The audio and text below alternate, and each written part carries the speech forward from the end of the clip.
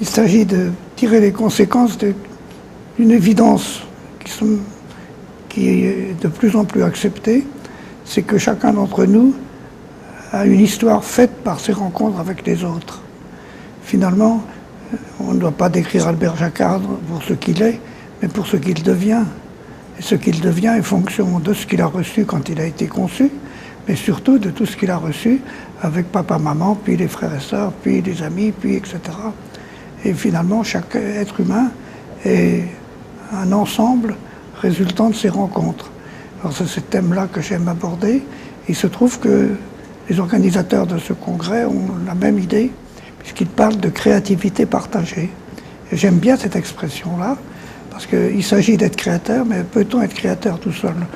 Un petit peu, mais c'est très limité, alors que la création est en général le résultat du choc de deux personnes qui, chacune de son côté, est capable de faire des choses, mais ça ne va pas bien loin. Et à partir du moment où chacune sera ouverte à l'autre, alors là, ça peut jaillir très loin. Alors, vous reliez la transmission et la rencontre. Ici, il y a plusieurs types de rencontres. Il y a la rencontre entre plusieurs cultures. Il y a la rencontre entre la science, l'art et le sacré. Qu'est-ce que vous pouvez dire sur cette réunion de différentes disciplines? Avec évidence, c'est fécond.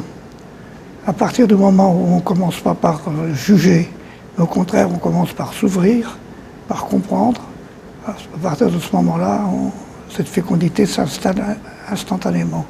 Par conséquent, il faut apprendre à faire l'effort initial, qui est de ne pas juger, d'accepter, de comprendre, et puis ensuite adhérer plus ou moins, bien sûr, pas nécessairement, mais en tout cas avoir fait le chemin qui consiste à s'ouvrir à l'autre.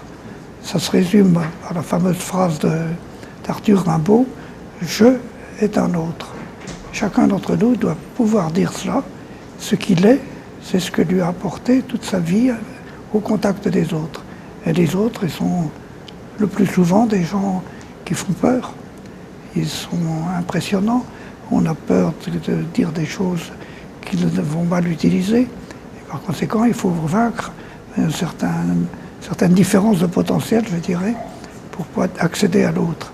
Et c'est pourquoi, pour moi, l'essentiel de l'enseignement consiste à enseigner l'art de la rencontre, apprendre à un enfant à s'ouvrir à l'autre pour devenir lui-même.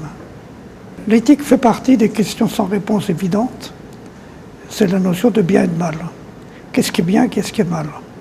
Il n'y a pas de réponse simple, toute faite. Il y avait des réponses à l'époque, où, encore maintenant, il y a des réponses pour des religions. À ce moment-là, on admet que Dieu s'est déplacé spécialement pour nous dire voilà ce qu'il faut faire, ne pas faire.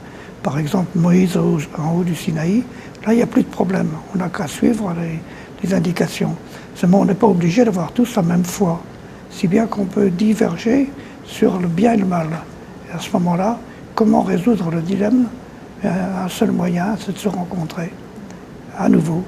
C'est dans la rencontre qu'on s'apercevra que ce qu'apporte le juif qui a lu la Torah, le scientifique qui s'en tient au raisonnement, ou le musulman, tout ce monde-là, peut s'entendre, converger et trouver un noyau dur qui satisfera tout le monde.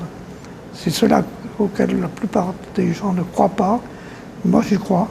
C'est qu'en cherchant bien, on va trouver le noyau dur, le morceau central qui illuminera tout le reste. Encore faut-il faire l'effort. Est-ce que le temps est en train de s'accélérer? Est-ce qu'il y a des choses qui deviennent plus urgentes? Ce n'est pas le temps qui s'accélère.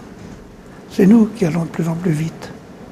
Alors il y a un phénomène qui se branche là-dessus, c'est le phénomène de l'âge. Quand j'avais 10 ans, vieillir d'1 an était vraiment vieillir de 10%, c'est beaucoup. Aujourd'hui, je vieillis d'1 an, ça ne m'amène pas, ça ne change pas grand-chose, sauf qu'il y a quelques maladies qui s'installent. Mais autrement dit, le temps que l'on devrait mesurer, ce n'est pas le nombre des années, mais le rapport des années vécues maintenant au rapport aux années vécues autrefois. Si bien que quand je vieillis d'1 an, aujourd'hui c'est 1/80e de mon existence. Avant c'était un dixième. Donc j'ai l'impression que le temps s'accélère. Mais pourquoi pas?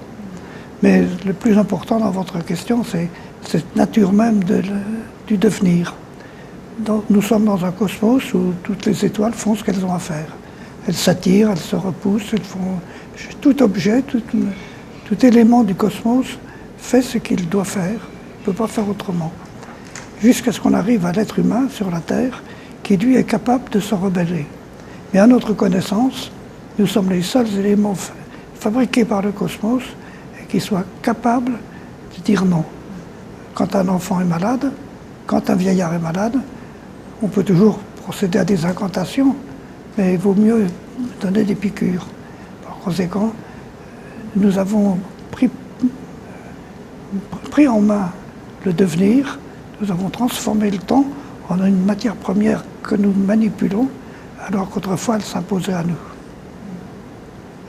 C'est marqué, en disant cela, une différence considérable entre l'être humain et tout le reste. Si bien qu'à la question « qui je suis ?», la seule réponse que peut donner tout petit homme, c'est « je suis un être humain ». Tout le reste, c'est anecdotique. Puisque nous parlons de devenir humain, est-ce qu'il y a quelque chose que vous pourriez souhaiter à l'humanité?